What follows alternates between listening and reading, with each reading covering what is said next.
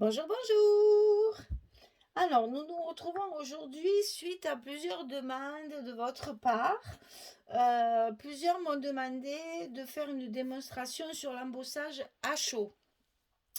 Alors, comme par écrit sur les commentaires, c'est un peu difficile à expliquer et puis que rien ne vaut une vidéo pour vous montrer. Bon, évidemment, il y a plusieurs vidéos qui ont été faites sur le sujet, mais enfin, comme on me l'a demandé, moi, mes abonnés, mes fidèles, elles me posent des questions, moi je fais. Alors donc je vous ai sorti des petits mots en bois, carton bois que j'ai l'habitude d'embosser à chaud. J'ai essayé de vous approcher au maximum, j'espère que vous y verrez bien et que comme ça on va pouvoir bien détailler parce qu'il est important que vous voyez comment ça se transforme en fait ces poudres-là. Et parce que si vous ne voyez pas bien la transformation, ça sera plus difficile à comprendre. Mais enfin, la technique est là. Alors, pour faire de l'embossage à chaud, qu'est-ce qu'il faut? Il faut des poudres. Alors, n'importe quelle marque. Moi, j'ai plusieurs marques, hein. J'ai Aladdin, j'ai Landfond, j'ai Easink. Je pense que les marques se valent. Hein. C'est pas du tout un critère de qualité, hein, de les poudres à embosser, toutes les marques en font. Donc ça, c'est vous, ça, n'importe quoi que vous trouviez dans n'importe quel site, ça marchera. Donc les poudres. Ensuite, il faut l'encre Versamark. Ça, c'est obligatoire parce que c'est une encre en fait qui, c'est de la colle. C'est ce qui va permettre la transformation de la poudre quand vous allez chauffer. Il faut à tout prix de la Versamark. Ça ne marche qu'avec ça. Donc Versamark. Ensuite, il vous faut une pince à épiler parce que quand vous allez chauffer votre petit mot, vous allez le séchoir là, il est très très chaud, ça brûle. Donc il faut vraiment tenir vos projets comme ça avec la pince à épiler pour justement ne pas vous brûler les mêmes. Vous ne pouvez pas tenir le produit et passer la chaleur dessus, sinon vous allez finir à l'hôpital. Et c'est pas le but. Le but, c'est de faire de jolies choses et de ne pas se faire mal. Donc, pince à épiler obligatoire pour tenir vos petits mots, vos embellissements. Alors moi, je sais même pas où j'ai acheté ça parce que ça, je dois l'avoir à peu près depuis une vingtaine d'années. D'ailleurs, elle est bien fatiguée parce que je la brûle, bien sûr, forcément. Alors, moi, je préfère ça. Attendez, je vous montre. J'en ai deux. Voilà. Moi, je préfère ça que ça. Parce que ça, il faut le tenir appuyé. Et bien, au bout d'un moment, quand vous faites plusieurs embellissements, vous commencez à avoir des crampes. Tandis que ça, en fait, c'est la pince. Vous avez qu'à lâcher et après, ça tient tout seul. C'est-à-dire que là, si vous voulez tenir votre produit, il faut toujours appuyer sur la truc, sinon ça, sur la pince, sinon ça ne tient pas. Tandis que celle-ci, ouais, c'est rien, ça se trouve partout, ça. Celle-ci, vous voyez, elle va pincer et j'ai plus besoin d'appuyer, de tenir, ça tient tout seul. Et c'est très appréciable quand vous travaillez longtemps avec l'embossage. Dernière chose qu'il faut impérativement, c'est lead gun. Alors, lead gun, il en existe plusieurs. Celui-ci, je sais même pas, c'est... ben, je sais pas. Je sais pas la marque, hein. Lead gun, je sais pas. Je sais même pas s'il y a une marque en fait, parce que c'est vraiment quoi que si, parce que ah ben Aladdin, ben tiens ça c'est un Aladdin, ben voilà. Je découvre un truc que j'ai depuis longtemps, mais bon, il y a au moins une dizaine d'années que je l'ai. J'essaye de le tenir propre, mais c'est très difficile parce que là, on a toujours de la colle sur les doigts et aussi de la poudre, et du coup, ben, en chauffant, forcément, ça se colle dessus. Mais bon, le problème de celui-ci, qui existe en plusieurs couleurs, moi il est blanc, mais il y en a des oranges. Le problème de celui-ci, c'est qu'il est bruyant. Alors, je vous fais écouter. Bon, c'est pas non plus quelque chose d'absolument intolérable. Mais quand je filme, ben forcément, ça fait du bruit. Le noir, qui est un petit peu plus cher que celui-là et qui est Ranger, c'est Ranger, je crois, qui fait ça. Le Heat Gun, il est un petit peu plus cher, mais il est très silencieux. Voilà, après ça, c'est les budgets. Moi, celui-ci me convient très bien, ça marche très bien. N'essayez pas avec un séchoir à cheveux, ça ne chauffe pas assez. Celui-ci chauffe énormément. Attention, c'est dangereux. Hein. Mettez pas vos doigts à la chaleur parce que vraiment, ça chauffe. Alors, quand on va commencer à chauffer, on va toujours attendre quelques secondes que la chauffe se fasse. Ben, c'est très rapide, hein, c'est-à-dire vous le mettez en route, vous attendez un petit peu que la chauffe soit bien en prise, là, que ce soit bien chaud pour commencer, parce que ça ne sert à rien. Si c'est pas assez chaud, ça ne fondra pas la colle, donc ça sert à rien. Donc vous laissez aller 4-5 secondes, hein, pas plus, hein, et après vous allez chauffer votre projet. Alors, faites pas comme moi au début, parce que c'est souvent le problème des débutantes. Qu'est-ce qu'on fait? On fait ça sur le plan de travail. Moralité, mon sous-main là que j'ai en plastique dessous, il avait gondolé et j'ai été obligée de le changer parce que je l'ai brûlé. C'est très très chaud. Donc moi ce que je fais quand je chauffe, en fait déjà je prends mes produits pas comme ça, à plat, parce que sinon vous allez avoir la marque de la marque de la pince dessus, qui va rester collée d'ailleurs. Il faut essayer sur le milieu du mot, en général, de le prendre plutôt comme ceci. Vous voyez? En vertical, pour que justement la pince ne soit pas sur le produit. Et ce que je fais quand je chauffe, c'est que je sors de mon plan de travail, je me mets derrière, en l'air, en fait, si vous voulez, pour pas chauffer mon plan de travail. Bon, là, je vais filmer. Donc, je vais essayer comme ceci, pour que ça aille là-bas loin et que ça me brûle rien. Parce que je ne veux pas abîmer encore mon plan de travail. Donc, oui, ça, il faut y penser. On a toute tendance à le tenir à plat et chauffer comme ça. Et bien, le plan de travail, il souffre parce que c'est très, très chaud. Alors, la technique, elle est simple. Il vous faut une feuille de papier propre, j'insiste, enfin propre, sèche, voilà. Parce que les trois quarts du temps, ce qu'on fait, c'est qu'on met son mot comme ceci et on va mettre la colle comme ça. Moi, je ne le fais plus parce que la colle, elle se répartit sur le papier. On en gaspille déjà d'une part. Et d'autre part, après, ce papier, il est bon pour la poubelle parce que tout va coller. Parce que ça, tant que c'est pas chauffé, ça reste collant. Donc ça, la feuille de papier, elle est bonne pour la poubelle. Et si vous avez le malheur de renverser de la poudre dessus, eh bien, vous n'arriverez pas à la récupérer. Donc moi, ce que je fais, c'est que c'est mon mot que je mets par-dessus mon pad. Bon, c'est vrai qu'on s'en fout plein les doigts, mais c'est ça aussi le scrap, se salir les mains. C'est aussi ça la patouille. Donc c'est pas très très grave. Ce qu'on fait en général, c'est qu'on a toutes à portée de main nos petites lingettes magiques qui nous permettent de rester plus ou moins propres. Je dis plus ou moins, hein. Donc j'ai toujours mes petites lingettes. Alors j'appuie bien parce que par contre, il est important de mettre bien de la colle partout.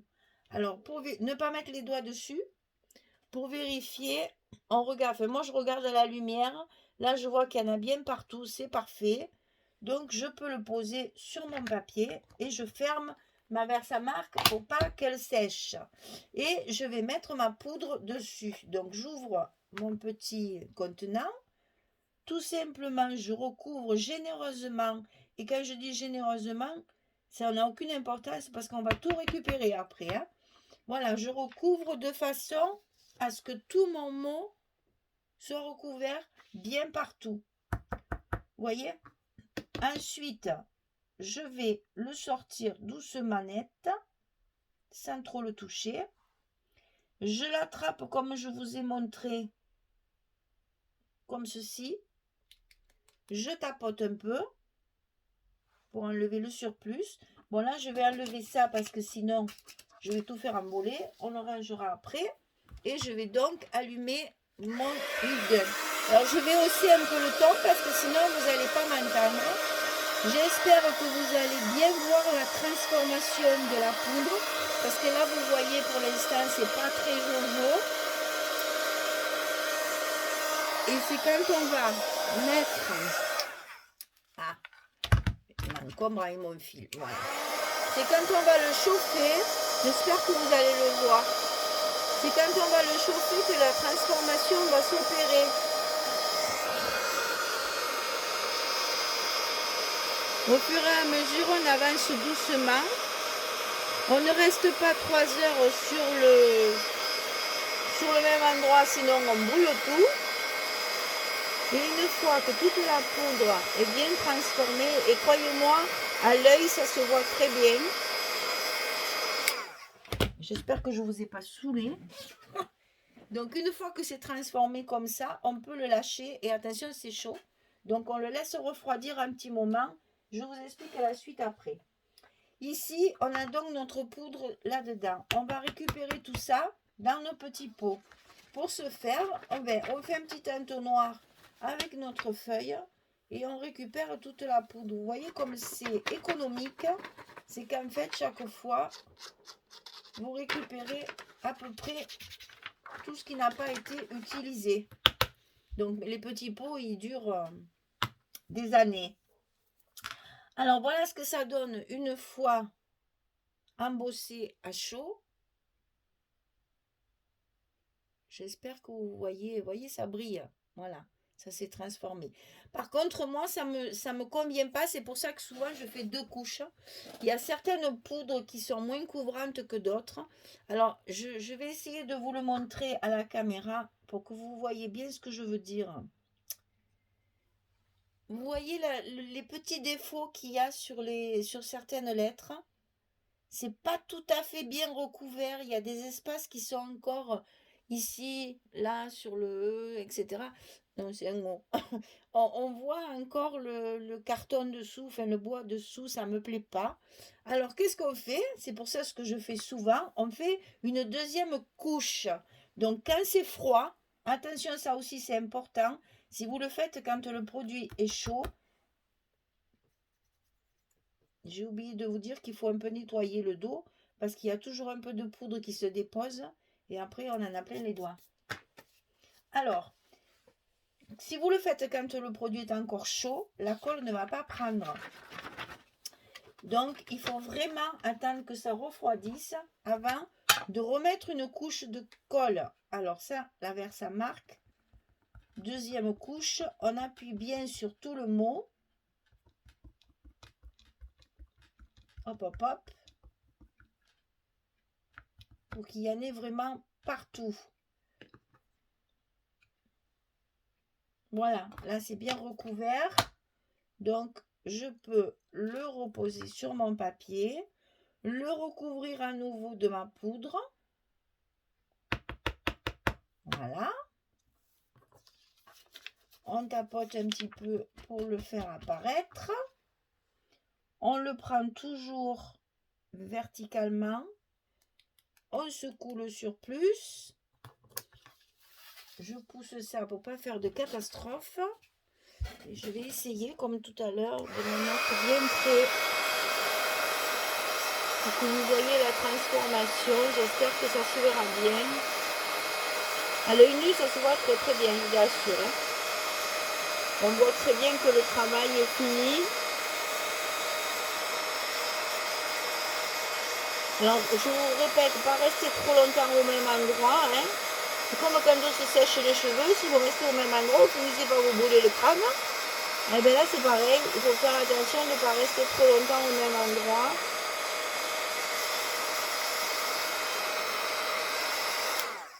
Voilà. Mais dis donc, vous allez en avoir plein les oreilles. On le pose.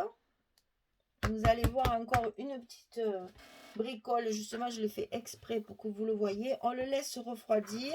Pendant ce temps, on récupère notre poudre. Alors, il existe des espèces d'entonnoirs là pour des petits trucs. C'est un petit récipient en plastique qui justement a un petit bec pour le vider dans le pot. Mais bon, moi je trouve qu'avec la feuille, ça suffit largement. Donc, c'est pas la peine de dépenser de l'argent juste pour dépenser de l'argent. Hein. Alors, une fois refroidi, j'espère que vous allez voir la différence par rapport à tout à l'heure. Hein. Là, il y a 2 couches.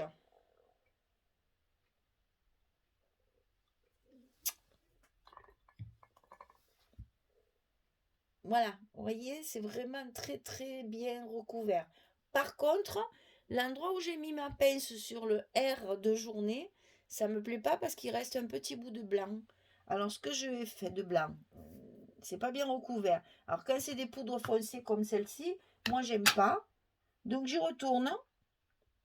Je mets de la colle sur mon R de journée qui me plaît pas.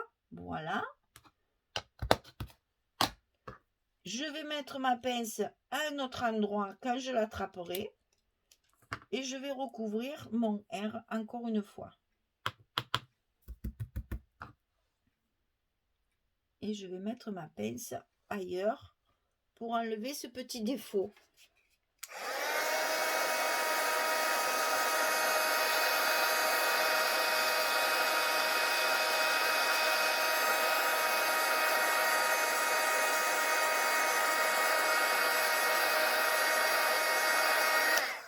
Voilà.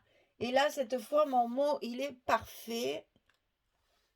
Je vais pouvoir le coller sur mon album et m'en servir d'embellissement.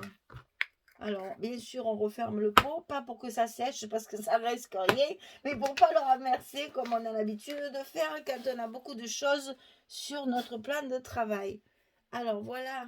Dès que je vous le montre peut-être sur du blanc, pour bien voir la couleur, justement. Voilà, comme ça, vous allez bien voir. Vous voyez comme ça fait joli? Une fois bien épais, ça recouvre bien toute la partie et ça fait un petit peu bombé. Et puis bon, la couleur est magnifique, vous voyez comme ça fait joli. Alors, j'ai sorti plusieurs couleurs pour vous faire voir, pas la différence des couleurs, parce que c'est pas le but de cette vidéo. C'est simplement pour vous montrer que sur certaines couleurs, c'est pas la peine de faire plusieurs couches. Ça dépend vraiment de la couleur. Donc là, je vais essayer le blanc pailleté, le transparent, vous savez, que j'utilise aussi souvent parce que justement, j'aime beaucoup l'effet. Et une couche suffit largement, ça couvre bien tout le mot, condition qu'il y ait de la colle bien partout. Ça, il faut vraiment vérifier et que ça soit bien parce qu'elle brille un petit peu.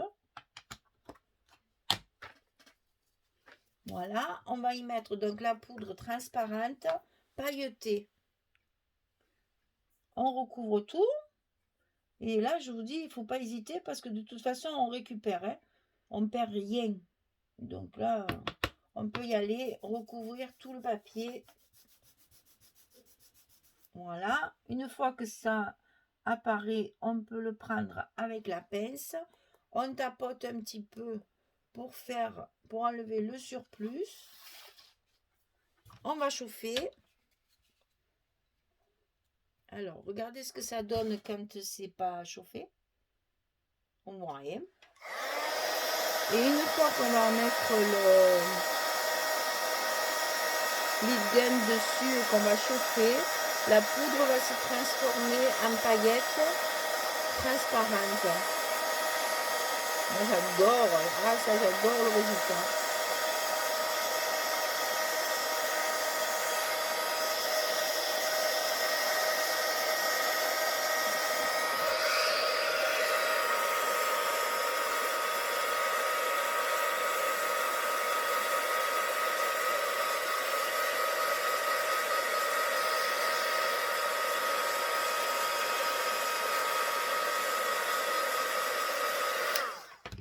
Voilà, alors moi là je trouve qu'une couche ça suffit parce que je veux pas plus d'effet.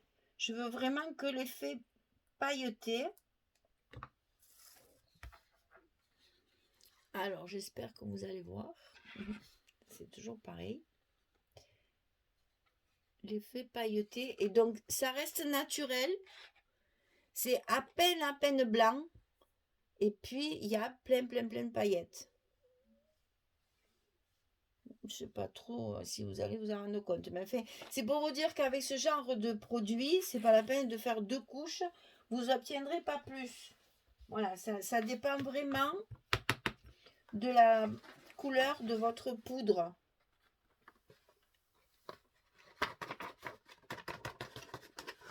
Vous voyez, on récupère tout et le pot, il reste intact pendant longtemps. Voilà donc les essais de poudre. Moi, je vous avais sorti le rose gold, mais vous le connaissez, hein, donc c'est pas la peine. Voilà, ici vous avez le blanc pailleté transparent et ici vous avez le bordeaux comme ceci. Et là, j'ai préféré mettre deux couches et même, vous avez vu, je suis même revenue sur le R qui était un petit peu... il n'y avait pas assez de colle dessus à mon avis. Voilà, donc vous voyez, vers sa marque, poudre, pince à épiler, heat gun et une feuille de papier pour mettre votre poudre dessus les petits mots. Vous voyez, il n'y a rien de sorcier. Ça donne un joli effet sur vos albums parce que justement, vous pouvez assortir la couleur à vos papiers. Voilà, ben j'espère que comme ça, vous aurez bien compris comment on fait pour l'embossage à chaud. Et puis comme ça, la prochaine fois qu'on me le demandera, je mettrai le lien direct de cette vidéo pour qu'on puisse retrouver la technique de l'embossage à chaud. Voilà, et ben, si vous avez d'autres questions sur les petites techniques comme ça, ben, vous n'hésitez pas, je me ferai un plaisir de vous faire des petites démonstrations. Voilà, merci beaucoup, à très bientôt, au revoir tout le monde.